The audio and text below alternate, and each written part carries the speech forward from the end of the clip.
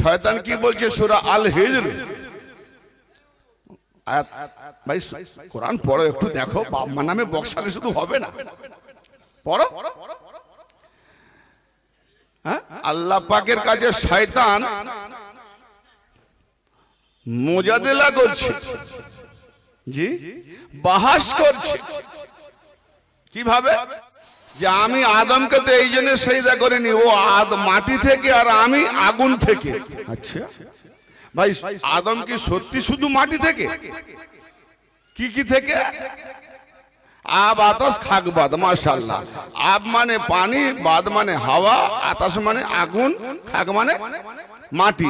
আর শয়তান কি বললো? তিনটে বাদ দিয়ে বললো ও মাটি থেকে, আমি আগুন থেকে। আচ্ছা, মাটি আগে না আগুন আগে?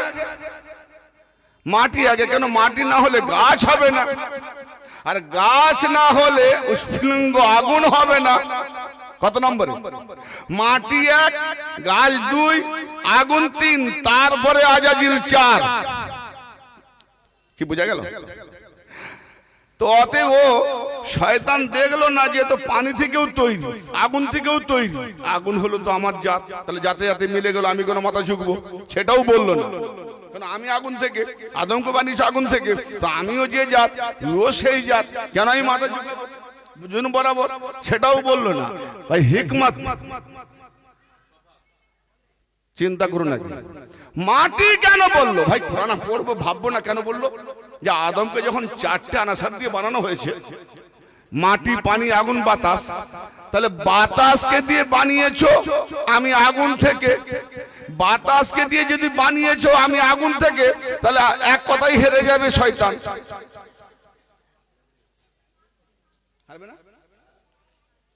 কেন? বাতাসের কাজ হলো আগুনকে নিভিয়ে দেওয়া, পানির কাজ হলো আগুনকে বুঝিয়ে দেওয়া। কি আবার কি দিয়ে? আতস খাক বাদ। তাহলে পানি রইল কি? আগুন। তাহলে ও আগুন, আমিও আগুন। অতএব এই দুটোর নাম বলবো না, পানিও বলবো না, আগুনও বলবো না। আগুন বলছি, আগুন কি বলবো না? কেন? আমি সমান বরাবর, ও আগুন আমি আগুন। তাহলে ওর শ্রেষ্ঠটা বেশি জ্ঞান, এবার জ্ঞানের দিক দিয়ে এসে যাবে। তুমি আগুন, তাহলে এইটা বলো, ও জানি না, তুমি বলো, আদম বলে দেবে, তাহলে জ্ঞানের দিক দিয়ে যাবে, সে আদম ভারী হয়ে যাবে। চালাক দেখো ভাই, যারা 72 ফিরকার মধ্যে ফাঁসা লাগাচ্ছে এরা এত বোকা নয়। এরাও মোনাজারায় জিতার জন্য কত রকম কৌশল করে বেরোবার চেষ্টা করে। ভাই আমরাও মোনাজি, এত সহজ নয়। ওরা কি বলে? ধোকা দেওয়ার মোনাজির, আমরা হক পথে নিয়ে যাওয়ার মোনাজির। দর্শনকারী যারা দর্শন করায় তারা হলো মোনাজির, প্রকৃত দর্শন করায়। তো ভাই এখানে আগুনও বললো না, পানি বললে পানির কি বলে হাইসিয়াত বেশি, আগুনের হাইসিয়াত আর ওর হাইসিয়াত, তাহলে এলমের হাইসিয়াত বেশি, হাওয়ার হাইসিয়াত বেশি, আমি কম পড়ে যাব। কিন্তু মাটি আগুনকে তো বোঝাতে পারবে না, বরং আগুন মাটিকে পুড়িয়ে দেবে, ঠিক না? আগুন মাটিকে পুড়িয়ে দেবে। আজাজিল দেখলো যে আমি আগুন, মাটি থেকে ভারী, মাটিকেও পুড়িয়ে দেবো, ইট বানিয়ে দেবো, লাল করে দেবো, পাথর বানিয়ে দেবো। মাটির তাসিরে থাকবে না মাটি বলে। দেখলো যে ও অনেক নিচে, ও মাটি। এটা হলো শয়তানের দর্শন। কি এই দর্শনের ভেতরে একটা কিছু লুকিয়ে আছে না? শুনবেন না? রেখে দেবো রে, না বললে শুনুন, বললে বলবো। যদি বলেন যে হ্যাঁ শোনার ইচ্ছা হয়েছে, বলবো ইনশাল্লাহ। তো ভাই আমার, না আমার এটা বলার উদ্দেশ্য এই নয় যে আপনাদেরকে আমি বারবার রিপিট করছি। আমার রিপিট এই জন্য করাচ্ছি যে সত্যিকার জাগ্রত অবস্থায় সত্যিকার আপনারা শুনছেন কিনা, এইটা আমার জানার দরকার ছিল। মানে একবারে জেগে আছে না ঘুমিয়ে গেছে, এই আর কি। তো এখানে শয়তান একটা চালাকি করেছে, কোথায় জানেন? শয়তান জানে না যেখানে আচ্ছা আমার নবী কি মিথ্যা বলতে পারেন? আল্লাহর সৃষ্টিকে নিয়ে রহস্য করতে পারেন? আল্লাহর সৃষ্টিকে নিয়ে খেলতামাশা করতে পারেন? আল্লাহ বলছে আমি আসমান জমিন যাকে সৃষ্টি করছি খেলতামাশার ছলে সৃষ্টি করি না। তাহলে খেলতামাশার ছলে যখন সৃষ্টি করেননি, সবগুলোই যখন হাকিকাত, তাহলে হাকিকাতের উপরে কি আমার নবী খেলতামাশা করতে পারেন? তাহলে এখানে আমার নবী যখন আলীকে বললেন মাটির বাপ, তাহলে কি এটা খেলতামাশার কথা? নিঃসন্দেহে লাকাব দিয়েছে, তখন লাকাব দেয় যে যে বস্তুতে র্যাঙ্কে এগিয়ে যায় সে তখন র্যাঙ্কে ফার্স্ট করে, তখন তার উপরে লাকাব পড়ে। কেউ মাস্টারি পড়ছে, কেউ ইঞ্জিনিয়ারিং পড়ছে, বিভিন্ন দিক দিয়ে পড়ছে, যে যেমন ডিগ্রি হাসিল করে তার উপরে তার সেই নাম পড়বে, ইঞ্জিনিয়ার, এ মাস্টার, এ উমুক, এ তুমুক পড়ে না ভাই? ঠিক আছে না ভাই? ঠিক, এক এক করে নেবেন, কথা দিকে খেয়াল রাখবেন। ইনশাল্লাহ আপনারা থাকলে আমি যতক্ষণ পারবো ইনশাল্লাহ চালাবো। তো ব্রাদার মিল্লাত, এই জন্য আমি এতটা দর্শন নিয়ে ধরেছি, কারণ ধৈর্য হারা মানুষ আর অধৈর্যরা মানুষ দর্শনের উপরে বোঝা যাবে। দর্শন যাদের বিবেক রাখে নেওয়ার, বিবেকবান কটাই থাকবে। জি, তো এখানে আল্লাহ নবী বলছেন আলীকে মাটির বাপ। কি? তো মাটির বাপ, অতএব শয়তান আগে না নবী আগে? নবী আগে। তো নবী যদি আগে হয়, নবী বলছেন আমি এলমের শহর, আলী দরজা, তাহলে এলমের শহর, নবী যদি এলমের শহর হয়, নবীর কাছে সেই সময় যে এলম এসেছিল তখন কি দরজা ছিল না দরজা ছিল না? আজকের কথা। অতএব যেখানে থেকে, যে জগতে থেকে, যে বস্তুতে থেকে, যে ভাবেই থাকুক না কেন নবী পূর্বে থেকে, সেখানে নবীও ছিল, আলীও ছিল। জোরে বলেন। কারণ নবীর মধ্যে যে এলেমটা এসেছে, আলী সেখানেও দরজা ছিল। ঠিক আছে না? অতএব সেখানে শয়তান দেখতে পেয়েছে যে আসমান নুরানিতে আল্লাহর নবীর নূরে বানানো হয়েছে, আর মাটি বানানো হয়েছে আলীর বদলতে। অতএব মাটি বিছিয়ে দিয়েছে কে? আলী। তো আল্লাহ পাক বলছে আমি নিজে দু হাতে আদমকে বানিয়েছি। এ শয়তান, তোকে কে মানা করলো সেজদা করতে? আমাকে বুঝিয়ে দেন। আল্লাহ নিরাকারে, আল্লাহর কোনো আকার নাই। আল্লাহকে নাকের মধ্যে দিয়ে শুনে পাওয়া যাবে না, আল্লাহকে দেখতে পাওয়া যাবে না। আল্লাহর কান দিয়ে শুনবো, কানও বেকার, আল্লাহ পাওয়া যাবে না। স্পর্শ থেকে করবো ছু, আরে না দেখতে পেলো ছুঁবো তো স্পর্শ করবো। আল্লাহ টাচের বাইরে, স্পর্শের বাইরে, শ্রবণের বাইরে, দর্শনের বাইরে, ঘ্রাণের বাইরে। মিষ্টি না তেতো, মিষ্টি না তেতো, রফিক না লতা, শুনতেও পেলাম না, কি জি, হ্যাঁ, দেখতেও পেলাম না, কালো না ফর্সা, ধরতে গিয়েও দেখতে পেলাম না, শক্ত না নরম, কিজি, ধরার বাইরে, দেখার বাইরে, শোনার বাইরে, ঘ্রাণের বাইরে, স্বাদ, তেতো না মিষ্টি, স্বাদের বাইরে। তা আল্লাহকে ধরবো কি করে? আল্লাহ বলছে ওয়া তাসিমু বিহাবলিল্লাহি জামিয়া ওয়ালা তাফাররাকু, তোমরা আল্লাহ পাককে মজবুত করে ধরো, আল্লাহ পাককে শক্ত করে ধরো। ওয়া তাসিমু বিহাবলিল্লাহি জামিয়া, তোমরা আল্লাহ পাকের রশিকেও ধরো, এবং তোমরা আল্লাহ রশিকেও ধরো। বিহাবলিল্লাহি জামিয়া ওয়ালা তাফাররাকু, ফিরকাবাজি করো না। তাহলে আল্লাহ পাককে ধরতে গেলে আল্লাহ পাক যাকে প্রথম বানিয়েছে তাকে ধরতে হবে, সে হলো ইলমের শহর। তাহলে তার মধ্যে যেতে হলে যাকে দরজা বানিয়েছে সে হলো মাওলা আলী, আর সেই মাওলা আলীকে ধরতে পারলে নবীর শহর পাওয়া যাবে, নবীকে ধরলে আল্লাহ পাওয়া যাবে। তাহলে আলীর কাছে যেতে হলে আজকে আওলাদে আলী যারা আছে এদের মাধ্যমে আলীর কাছে যেতে হবে। তাহলে আল্লাহকে ধরতে হলে সর্বপ্রথম আওলাদে আলীকে ধরতে হবে।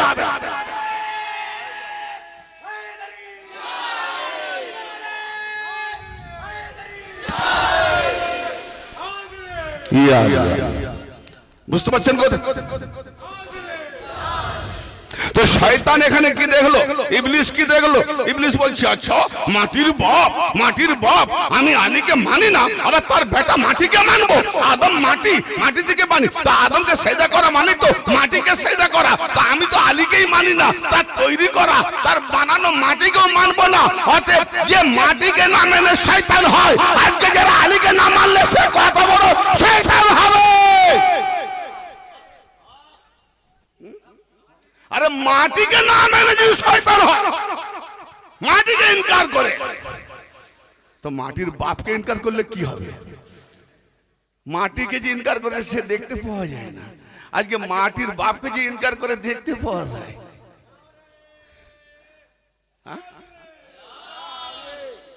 ওয়াজ শেষ করে দিয়েছি, আর ভালো লাগছে না। আর কত রাত জানবে কি গো? হ্যাঁ হবে জি ভাই আমার রুষ্ট হচ্ছেন না তো? আর কথা পরিষ্কার না বোঝা গেলে বলবেন, একটু ধীরে ধীরে বলবেন।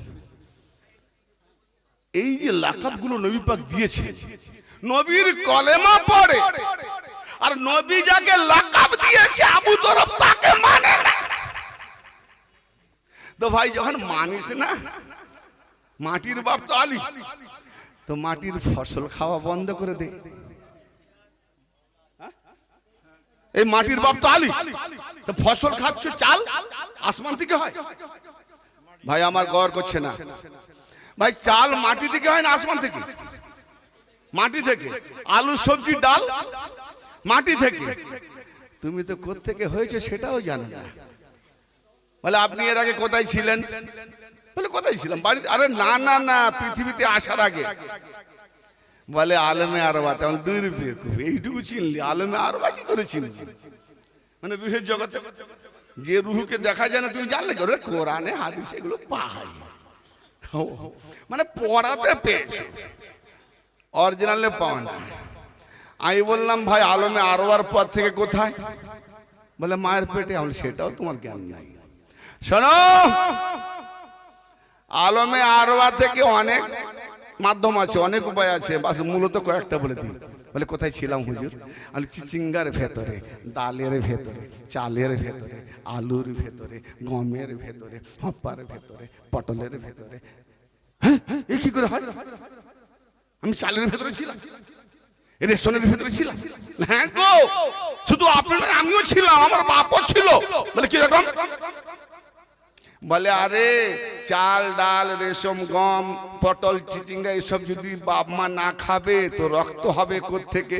আর রক্ত না হলে মনি হবে কোত্থেকে? আর মনি না হলে তুই জন্ম হবি কোত্থেকে? তোমাকে বানাবার জন্য এত অশিলা। আরে মানুষকে বানাবার জন্য ডাইরেক্ট আল্লাহ তো বানায়নি, কই দুজনের মিলন ছাড়া। একটা বাচ্চা দেখি দে। আবার অনেকে বলে আজকে আমরা নবীর মতো বা নবী আমাদের মতো, এরকম কথা আগে বেশি চলতো, এখন একটু কম হয়েছে। তা আমি বাংলাদেশের ওই আমির হামজাকে আর কি বলে আজহারি বাজারি, ওকে ডোন্ট মাইন্ড, কিছু মনে করবেন আমি টপিক দিয়েছি, আর ডক্টর জাকির নায়েক সাহেবকে বলছে नबी मर गया, आज से नबी को मानना भी हराम है। अस्तगफिरुल्लाह।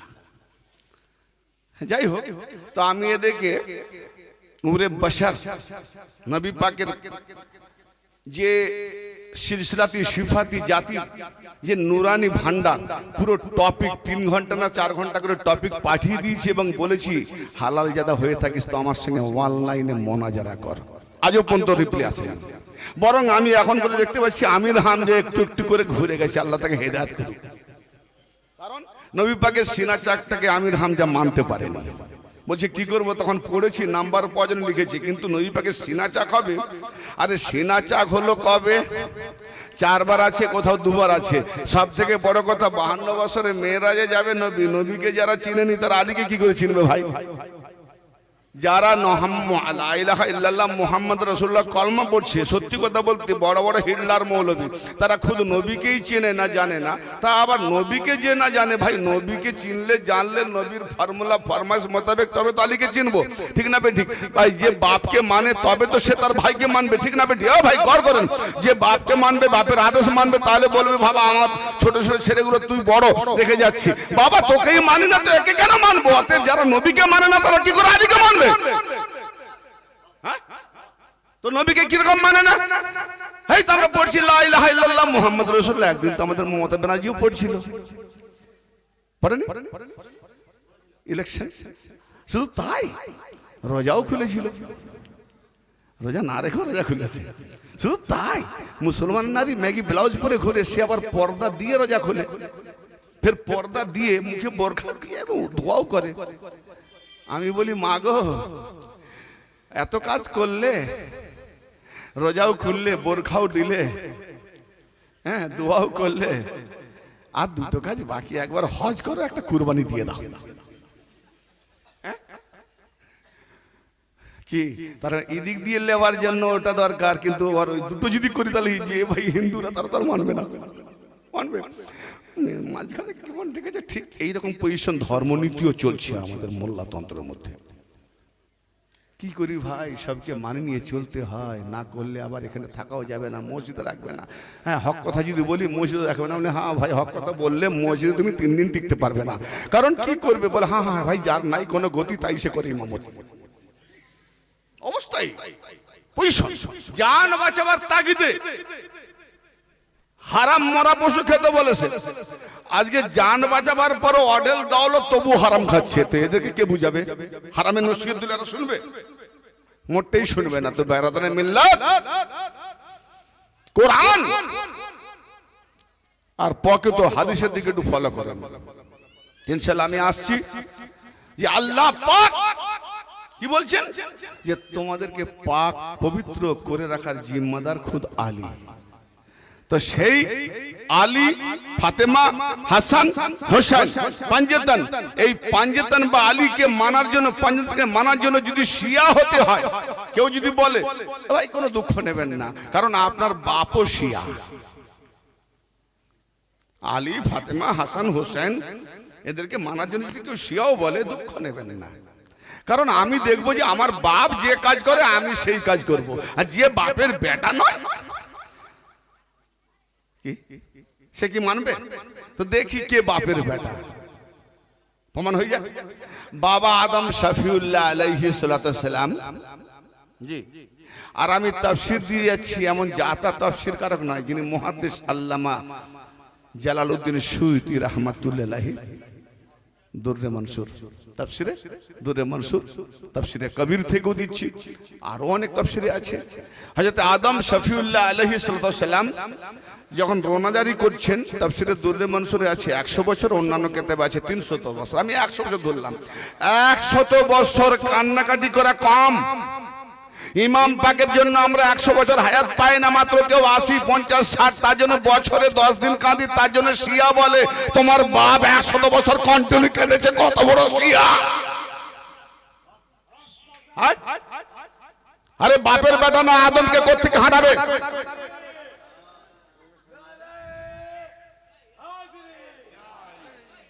যার আপনজন যায়, যার আপনজন যায় সেই কাঁদে না ভাই। কি ভাই? তো আপনার আপনজন নয়, আপনি কাঁদবেন না, আমাদের আপনজন আমরা কাঁদবো। তা আমার বাপ মারা যাবে, আমি কাঁদবো, আর আপনি আমাকে এসে বলবেন এই কাঁদা হারাম। আসলে এই সবগুলো কোত্থেকে এসে জানেন?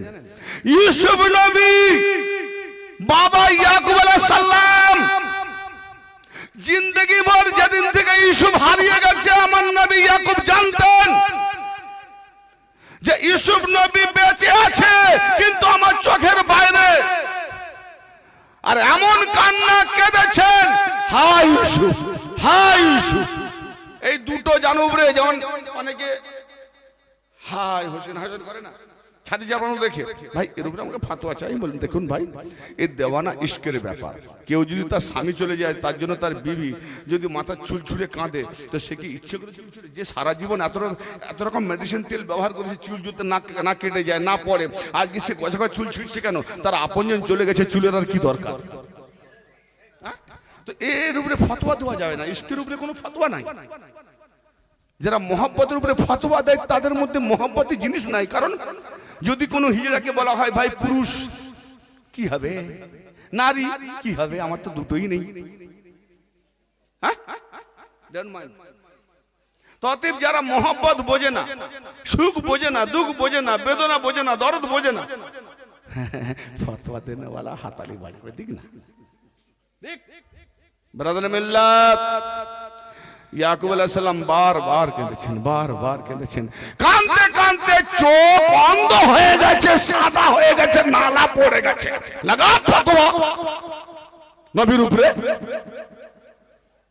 ইয়াসুব নবী একজন বেটা, আর আমার খাতুনে জান্নাতের দুধ পিলানো মৌলা আলীর রক্ত, নবী পাকের রক্ত, ফাতেমার রক্ত, তোমার নবীর দিনকে বাঁচাবার জন্য, তোমার ঘরের মা বোনদের ইজ্জত বাঁচাবার জন্য এজিদের হাতে না চলে যায়, জাহেলিয়াত যুগের সেই অশ্লীলতা বেহায়াটা যেন না আসে, তার জন্য ইমাম হোসেন শহীদ হয়েছেন শুধু মুসলমানদের জন্য নয়। তাই ইকবাল বলছেন কি, আল্লামা ইকবাল, যে ইনসান কো বেদার তো হো লেনে দো, হর কওম পুকারেগি হামারি है হোসেন। আরে মুসলমান, তোদের জন্য শুধু ইমাম হোসেন নয়, ইমাম হোসেন আমাদেরও। কারণ ইমাম হোসেন যদি কারবালায় শহীদ না হতেন, দিনে মুহাম্মদী রসুল না দিয়ে যেতেন, তো আজকে আবার সেই জাহেলিয়াত জামানায় বেটা যেমন মায়ের সঙ্গে ছিল, আজকেও সেইটা ফিরে আসতো। অতএব ইমাম হোসেন হিন্দু মুসলিম জৈন খ্রিস্টান চিকিৎসা মুসলমান সকলের মা বোনদের ইজ্জত বাঁচিয়ে দিয়ে গেছে। इसीलिए अल्लामा इकबाल बोले इंसान को बेदार तो हो लेने दो, हर कौम पुकारेगी हमारी है हुसैन। প্রত্যেক কম বলবে হোসেন তোদের নয়, আমাদেরও হোসেন, আমাদেরও হোসেন। তাদের কেন? তারা জানে ইমাম হোসেন এমন কাজ করেছে, আমি মাকে মা বলে চিনতে পেরেছি, বাবাকে বাবা বলে চিনতে পেরেছি, বেটাকে বেটা বলে চিনতে পেরেছি। এই রিশতাটা ইমাম হোসেন রেখে গেছেন। যদি ইমাম হোসেন কারবালায় শহীদ না হতেন, হ্যাঁ, সব তছনছ হয়ে যেত, সব তছনছ হয়ে যেত। কেন? ইমাম হোসেন হাত দেয়নি। এই হাতটা কেন দেয়নি? দিলে তো বেঁচে যেত, সবাই বেঁচে যেত। এ হাত দেওয়ার নয়, কারণ এ হাত তোমরা দেখছো হোসেনের হাত, খোদার কসম এ হাত রাসূলুল্লাহর হাত, আলীর হাত, আল্লাহর হাত। এই জন্য হাতে ধরে বায়াত করার প্রথা।